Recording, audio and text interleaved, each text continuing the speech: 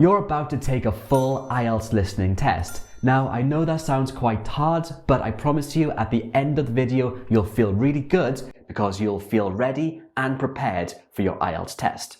Okay, before we begin this listening test, there are two things you need to know. Number one, the answers come at the end of each section. So as you know, on the IELTS test, there are 4 different listening sections. The answers in this video will be at the end of each section. Number two, the timing for the questions are not exactly the same as on the IELTS listening test. Of course, this is just a YouTube video, so if you need more time to fill in the answers, just pause the video. And that's it. And like I said, you will feel good and ready at the end of this video, so watch it all the way to the end. And if you want me to make more videos like this, write yes below in the comments. So let's jump into this test and good luck, and I'll see you at the end of the video.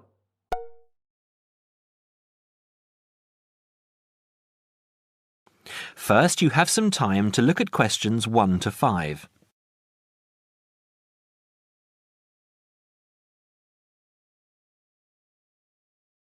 Now we shall begin. You should answer the questions as you listen because you will not hear the recording a second time. Listen carefully and answer questions 1 to 5. Hi Joseph, how are you today? Fine, thanks. And Cara, how are you? Good. As we discussed on the phone earlier, I wanted to speak with both of you about the subjects you have chosen to study and how you are managing your time. Okay? Yes. I think so. Okay, so I'll start with Cara. You've been here for how many months now? I've been here for 6 months. How are you finding it? It's good. I'm enjoying the course. And what about life outside? Are you making friends and socializing? Not really. People here are quite closed. They don't talk to you. I see. So, what do you do after classes? I usually go home and study, and I might go out for a walk, but never really with anyone. Sometimes my roommate Louisa comes with me, but she always seems to be busy. How is this affecting your schoolwork? I don't think it is, but I miss home. Cara, what I suggest for now is that you look into joining one of the social clubs on campus. There are a variety of them. You can go camping, skiing, snorkeling, painting, dancing, reading, horse riding, rowing. There's a list on the school website. Have a look and work out which one you're interested in and which suits your timetable. You'll meet friends that way and people who have the same career interests as you. As for the subjects you've chosen for a career in microbiology, I think you should look into dropping one of your subjects and picking it up again next year as a minor. You have a lot on your plate, and this will just cause great pressure. It doesn't mean that you aren't coping, but you're doing about 10 hours more than the average student a week. Think about it, and we can make another appointment to discuss it. When are you free? I have an hour free usually on Wednesdays at 11:30. Okay, good. Come to my office at 11:45 and wait in reception. Okay? Okay, I'll see you then.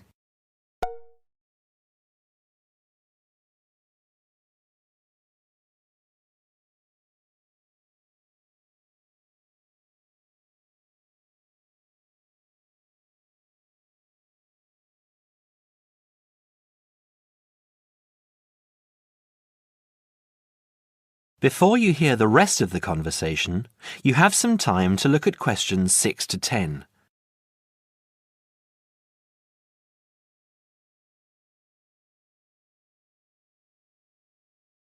Now listen and answer questions 6 to 10. Joseph, how are you finding the university? I love it. It's very different from home. Life here is very much focused on study and also socializing through sport. People have been very friendly and curious about my culture. So, you've managed to integrate well? I think so. I've joined the rugby team, something I'd never thought I'd be interested in. And how are your studies going? I think I am doing well. I have a few assignments that need some work, but overall, I'm coping. That's good. I'm happy that you're enjoying the university, but remember, don't let your schoolwork get too far behind, because it will pile up, and before you know it, you will be late handing in work. You know that there's a penalty for handing in work late? No, I didn't. You would have been told at the start of the course, during orientation. I don't remember. You need to remember these things. They are very important. You might be an excellent student, but if you consistently hand in work late, you'll be penalised and you might end up losing your degree over it. That's a lot of years of work, okay? Yes, I'll remember that. And also remember that you have to attend 90% of your classes. So far, you have missed 5 tutorials. Be careful here. These could also cost you your degree. Is there any particular reason you missed these classes? I'd been training for our rugby match the night before and, well, we went out afterwards and I slept past my alarm clock. Joseph, I know this culture must be very different from where you come from, but please try and be a little more conservative with your time. I think maybe you should spend more time on your studies and less time on socialising. The subjects you've chosen are intensive. I want you to spend 3 hours a night studying before you decide to do anything else. I'll make an appointment to see you in a month and we can assess your progress. I'll give you my business card. All my contact details are there. Call me in 3 weeks to organise another meeting. Do you have any questions for me? No, none. OK, I'll see you in a month.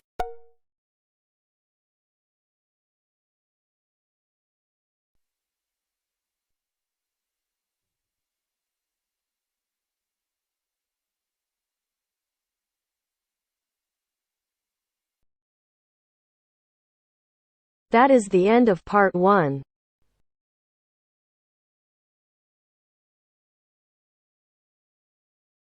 Part 2. You'll hear a man talking about living and working on Trinidad. First, you have some time to look at questions 11 to 15.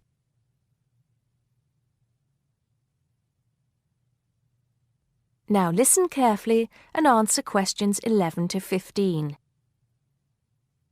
Hi, I'm Steve Pinfold, and I'm here today to tell you about my gap year, which I took about 20 years ago. Unlike many students these days who go travelling or get some work experience between school and university, I decided to do something completely different after finishing my degree. I applied to work for a charity organisation. What it does is it sends people with particular skills to countries where those skills are needed. Apart from having some experience teaching English to summer school students, I didn't have any particularly useful skills, I thought, but luckily I was still accepted. I had to find the money for the flight, but you get free accommodation. I stayed with a family of 5. And you do get paid, but not much. It's a bit like pocket money, enough to get by. I worked in an orphanage and taught English at a local school. Where was I? Well, originally I was going to be sent to a village in India, but at the last minute the organisation decided to send me to Trinidad. Now, this is a fascinating place. It's an island in the Caribbean. Well, in fact, the country is actually 2 islands. The smaller one is called Tobago, which is connected somehow to the word tobacco. Anyway, there I was, a young white guy living and working on an island which is mostly a mixture of descendants from Africa and India. The Africans were originally brought over as slaves, and the Indians came later as indentured workers. That means they agreed to come for a specific time, but many of them stayed. There are also some Trinidadians of Chinese and British origin, though the native inhabitants were basically wiped out by colonialization. I myself felt completely accepted and had the time of my life. The language everyone speaks is English, so there was no problem for me there, but some concepts don't quite translate. They're pure Trinidadian. There's the term liming, for example, which means sitting around watching the world go by. Also, there's the famous carnival, when the whole island is taken up in playing mass. For a whole month, around February or March, it depends when Easter is, everyone's busy preparing costumes, practicing calypsos, soca and steel pan music, and most importantly, partying.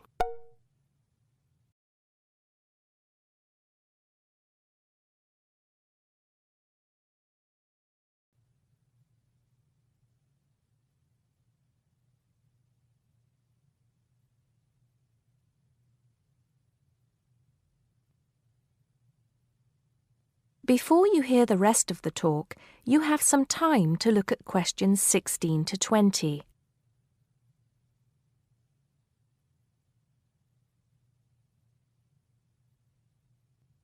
Now listen and answer questions 16 to 20. When the actual official carnival starts, it's days of 24-hour dancing in the streets. In Trinidad, it's called whining. You've probably seen this sort of thing on TV, in the more famous carnival in Rio, or even at the Notting Hill Carnival in London. Many people join bands, each one of which has a theme. For example, the Sea or Jungle Fever, and they have costumes designed and made to go with the theme. These can cost $1,000 for the king and queen of each band. They're incredible. The whole city is a non-stop party zone full of colour and sound. It's serious too. The bands are in competition and the winner gets $1 million. Sorry, I got a bit carried away with those memories. Back to my real job there. The orphanage was called St. Augustine's, and that's also the name of the place where it was, St. Augustine, a town just outside the capital city, Port of Spain. I didn't have any particular job description, just to be with the children and tell stories, sing songs and play games. Oh, and we also went camping in the jungle once. I could tell you a few stories about that particular escapade. Every time I arrived at the gate, kids would come running towards me, shouting, with big smiles on their faces. The younger children seemed fascinated by my blonde hair and loved to touch it as if it was something miraculous.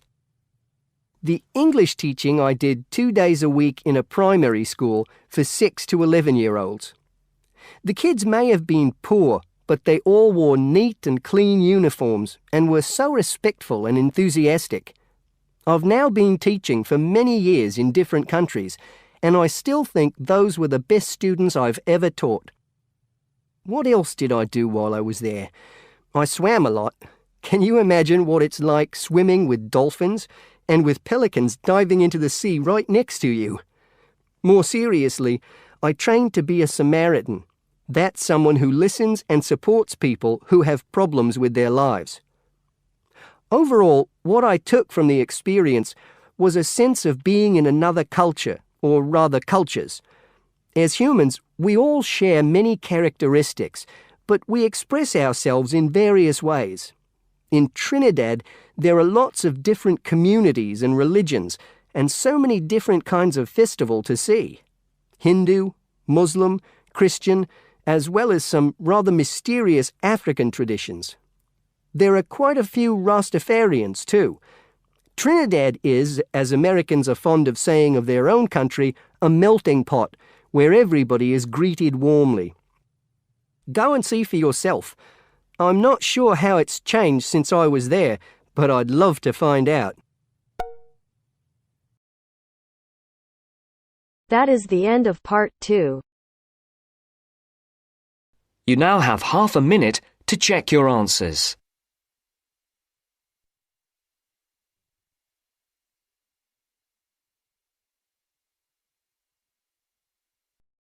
That is the end of part 2.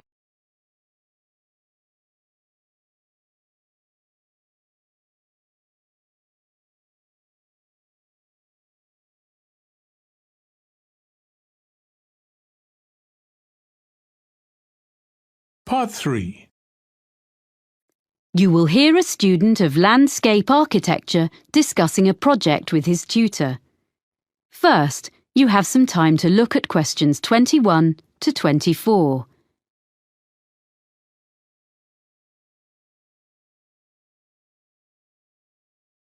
Now listen carefully and answer questions 21 to 24. So, let's hear what you're doing for your next project. I've decided to design a roof garden for a supermarket. I've been looking at some on the web, and I think that a garden on top of a building is the up-and-coming thing. Okay. So you've done a bit of reading already? Mm-hmm. What benefits would there be for the client? Why do you think a supermarket chain would be willing to meet the expense of construction? You do realize that would be the first thing they raise. Yes, I know. But I'd explain that in spite of the initially high expense, they would save that much in approximately 5 years. Well, I'd have to do sums. Calculate specifically. Yes. How would the saving come about? Mainly through lower heating and aircon bills. The extra insulation offered by having a layer of living plants in the soil would make a huge difference. Okay. But they might feel the expense of maintenance would be an issue. After all, supermarkets don't normally employ gardeners. What I thought was, if they made it a community garden, rather than a simple low-maintenance green roof... So there'd be public access? Oh, yes. Then there'd be a sense of ownership in the local community, and people could take responsibility for it, instead of the supermarket paying a commercial company, and it'd really boost their public relations. That's a good point. And have you been looking into how roof gardens are built nowadays? I'm still exploring that.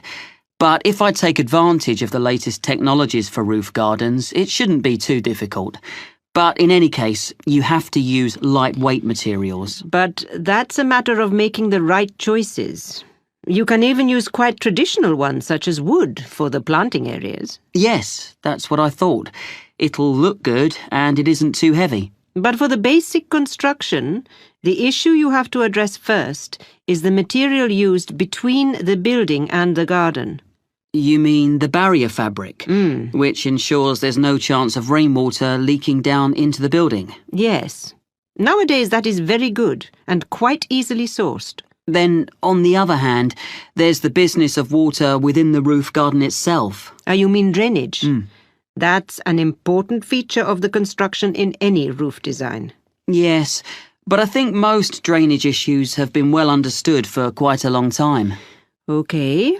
But another thing is with plants in an exposed situation, you usually need to find ways to optimize rainfall. Yes, because rainwater is best for the garden, if you can store it for when it's needed. What I've been looking at are some buildings which use fairly conventional storage tanks, the kind that have been in use for decades, but have them linked to modern automatic watering systems. Sounds complicated. It's less so in practice than it sounds, I think. I've been researching them, and actually the latest ones definitely work very well, and they can be electronically regulated to suit the local microclimate. That sounds interesting.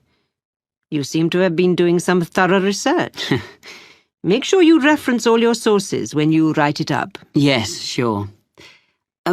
There's one more aspect I'd just like to run past you if there's time. I want to include a light feature in the design. Of course.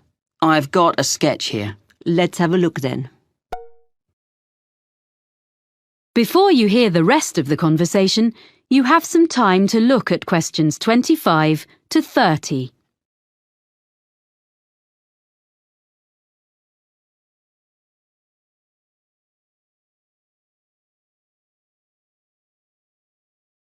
Before you hear the rest of the conversation, you have some time to look at questions 25 to 30.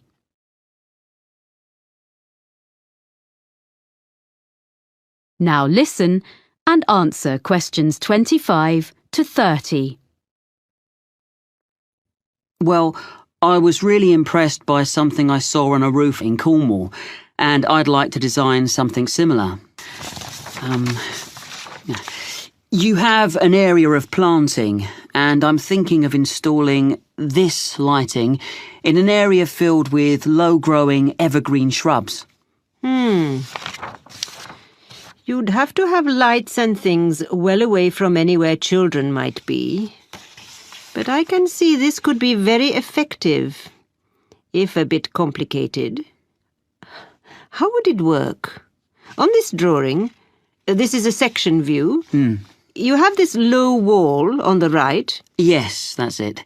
This is just one element, and these areas would be repeated all round the planted area. I think this will probably be a wooden wall using reclaimed timbers with an angled ceramic top surface. Perhaps even ridge tiles, like they use on roofs? Ah, yes. That'd be just the sort of thing. And that'd make it weatherproof. And then the heavy-duty electric wiring comes up through the floor just outside the planted area and into the wall.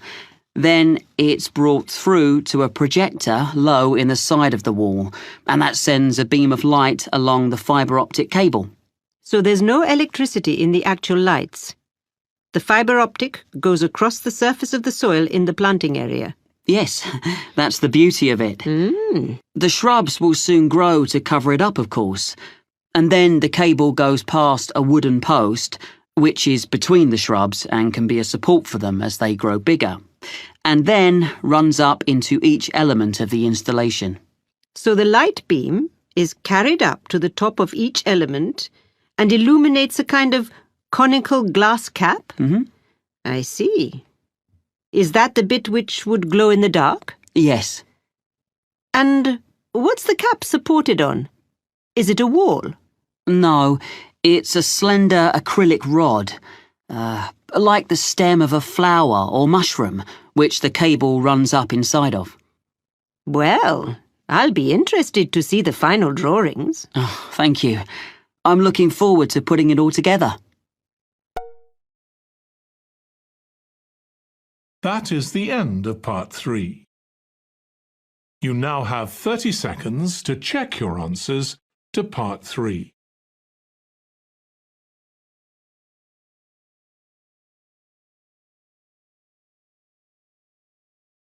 That is the end of part 3.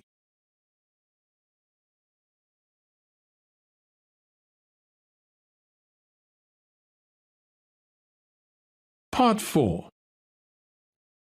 You will hear a geography student giving a presentation about sand to fellow students.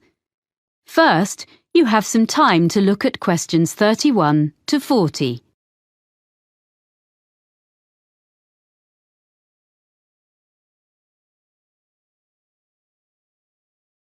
Now listen carefully and answer questions 31 to 40. First, I would like to tell you how the Argus computerized photography system has helped marine researchers. Then I shall talk a bit about sand collecting. Well, Argus is the system Dr. Rob Holman developed when he was working at a research pier on the coast of North Carolina about 20 years ago. This pier stretches out over the water, and it's the longest research pier in the world, with an observation tower on the end of it. The researchers there make precise measurements of how the sand moves about under the waves. This research is critical to the study of beach erosion in places where the coastline is being worn away. The Argus system helps to solve the difficulties encountered by these researchers.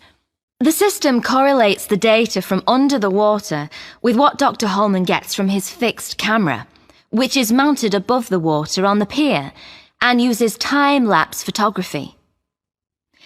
Some of Dr. Holman's results have changed the way people understand how sand moves. To quote S. Jeffries Williams, a coastal geologist with the United States Geological Survey, the system is a critical piece of new technology. And the Argus system allows us to quantify and document visually the changes to the coast on a variety of different time frames. A lot of these take place when there is a storm or at other times when it is difficult to have people out on the beach making observations and taking measurements. Up to now, Argus installations have been installed in places in Oregon, California, Hawaii, England, the Netherlands, Australia, New Zealand, Spain, Italy and Brazil, as well as in North Carolina. Now, I'd like to introduce Dr. Holman's sand collection. He started collecting sand in the 1980s, and he still collects it now, even though he has around 1,000 samples. They come from his travels and from geologists and amateurs all over the world, and the collection includes sand from each continent, including Antarctica. People send him sand in envelopes, plastic bags, paper towels and all sorts. Each is stored in a glass jar, which Dr. Holman labels by latitude and longitude of its origin, as well as he can work them out. Sometimes the information is a bit sketchy. Anyway, it's mainly geology students at the university who study his collection, and they can learn a lot from it. For instance, one set of tubes displays sand from the east coast of the US, so you can see that the sand gets lighter and finer from north to south. By the time a grain of sand eventually washes up on a beach in Florida, at the southern end of that journey, it has been battered by waves for a long time, so the grains are fine and rounded, because most of the time sand is not stationary on the beach.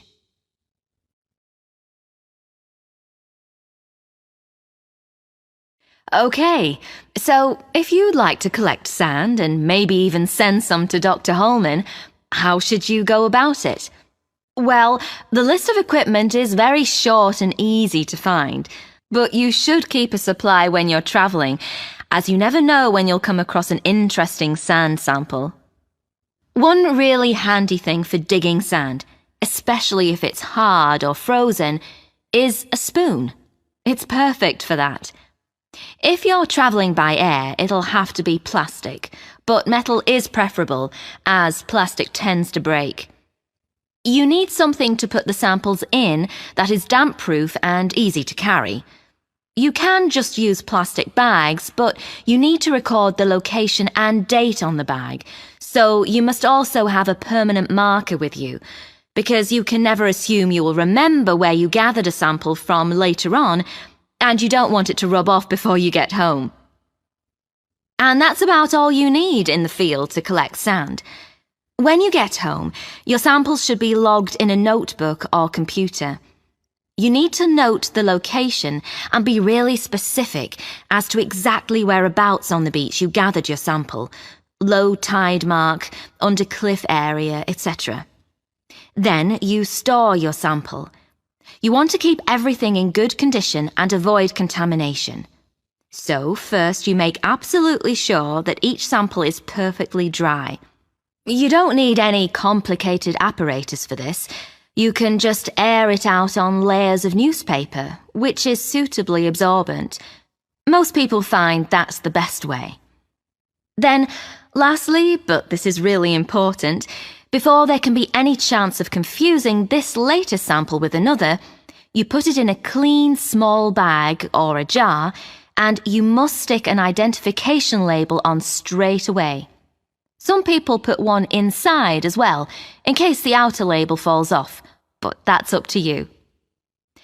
Well, that's about all you need to know to get started as a sand collector. Any questions?